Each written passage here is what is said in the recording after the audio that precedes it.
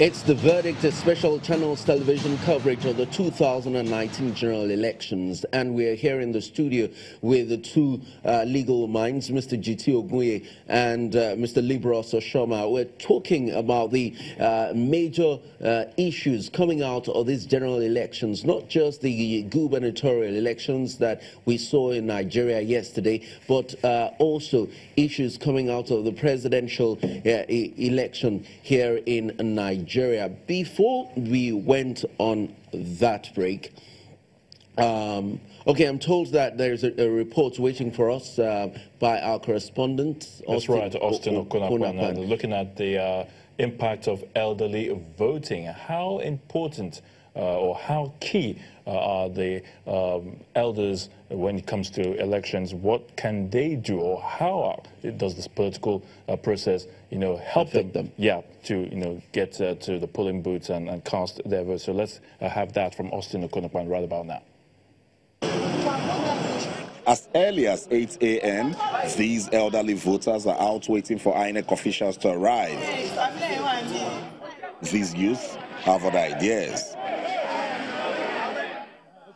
The elderly are just 15% of the total number of registered voters, and they are making their votes count. We are learning from experience. We have tried to develop, so as much as we can follow up the process, the things will continue to improve.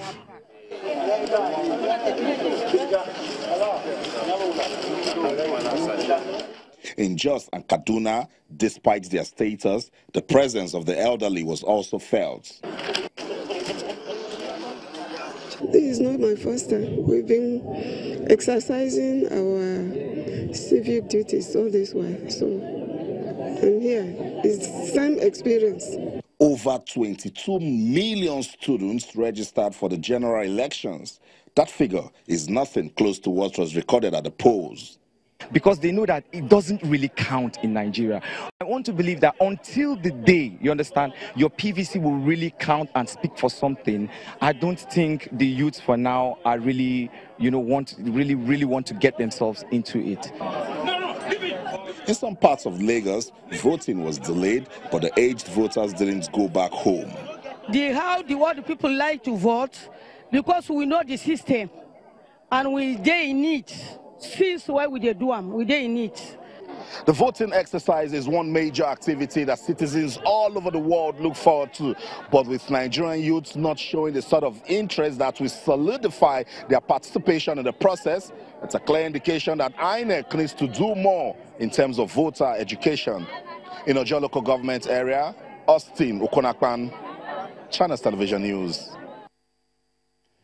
Very interesting there, the role of the elderly in the elections. Of course, in spite of the pain and weight of age, they turn out to cast their ballots and, of course, even wait with all the discomfort to see that their votes count. While, on the other hand, we've seen that the youth were out there, playing football and, of course, explaining that, look, we are not really interested in this process, despite the fact that so many of them, over 22 million young people, registered to vote. Now, gentlemen, the elderly, who probably should be the cynical ones, taking the back seat, are the ones who have actually come out with all the discomfort and everything, to cast their ballots. Well, on the other hand, the young, energetic Nigerians who should believe in the future of the nation, because it is their own future,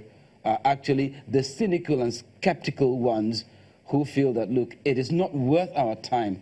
What exactly is responsible for this? That it is the old who are actually more optimistic about the electoral process than the younger ones?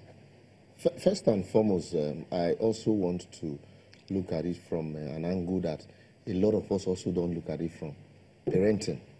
How many of us, really, help our children understand the importance of, their voting rights, and that it's such a big deal to be 18 and above in other societies. But here, it really doesn't matter.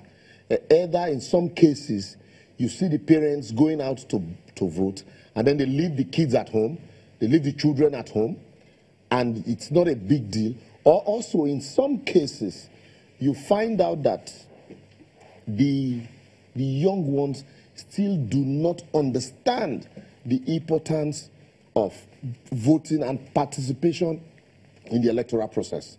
And so it is also very easy for them to tell you that our vote won't count, so why bother? Do they even understand the issues? That's what I'm saying. And okay. So, yes, I agree first and foremost that, there is lack of leadership.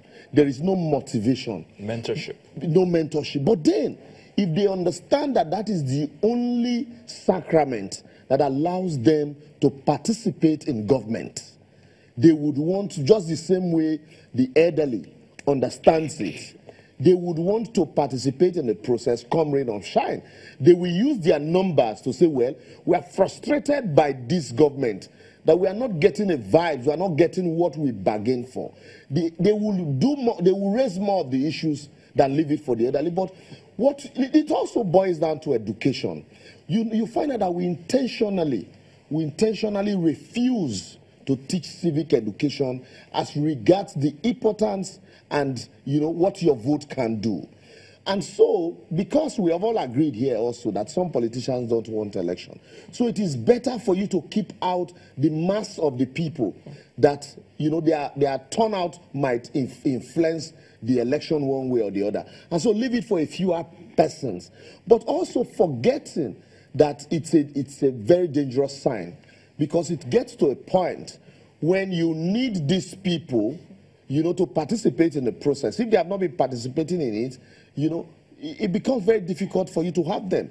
And so it's a very dangerous trend. I remember in the 1993 election, a lot of us were enthusiastic about participating in election for the first time. You're a learned mind. Because in 1979, we're not old enough to vote. So we that was observed. A long gap, 1979 to 1993. 1983. Yeah, so we observed and we saw the campaigns, UPN, MPN, GMPP, and all of that. And so, for the first time in 1993, the awareness also, the MAMSA campaign and the National Orientation Agency campaign on voters' education and participation, and then the political parties, and then you could relate with the proverbs of Abiola and all of that. But today, even the young ones, you ask them what are the issues. We say let's discuss issues,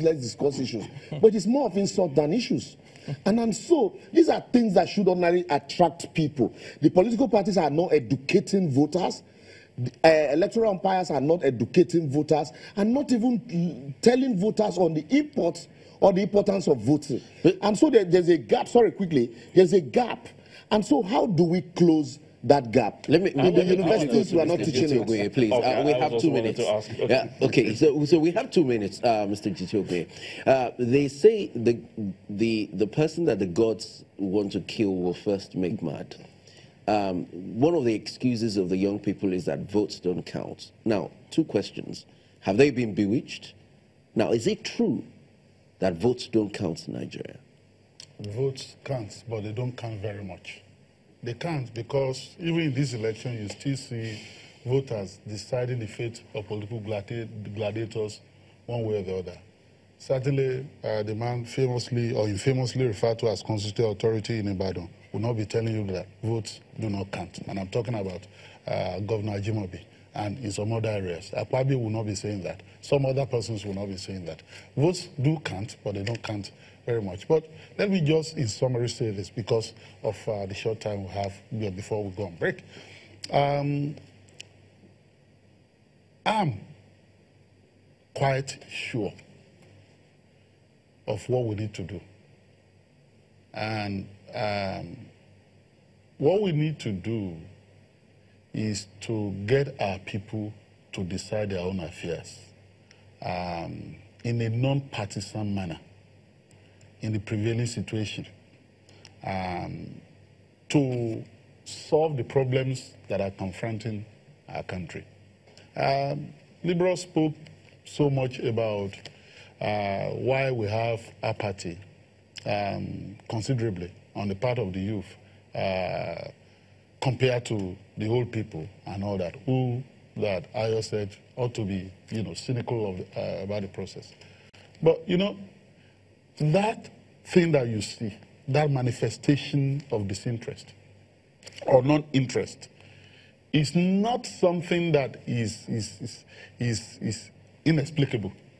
In the universities all over the country, you know what Vice Chancellor do to student unions and student representation at that level? They ban them, they proscribe them.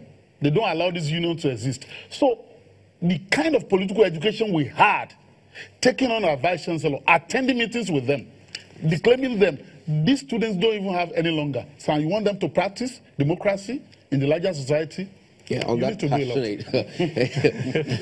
Thank you for bringing such passion into it. Well, that's what we can have on this side of the break. We'll take a break right now to give way for the news on the hour. That's News Track, and at half the hour, we'll bring you your poll stream. And on the other side, in an hour's time, we'll be back with the verdict. Don't go away.